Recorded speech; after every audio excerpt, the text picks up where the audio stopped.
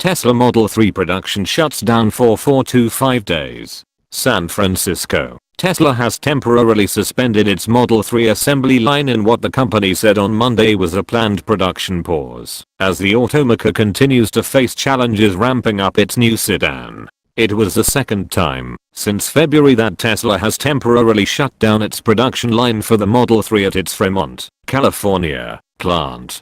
These periods are used to improve automation and systematically address bottlenecks in order to increase production rates, a Tesla spokesperson said.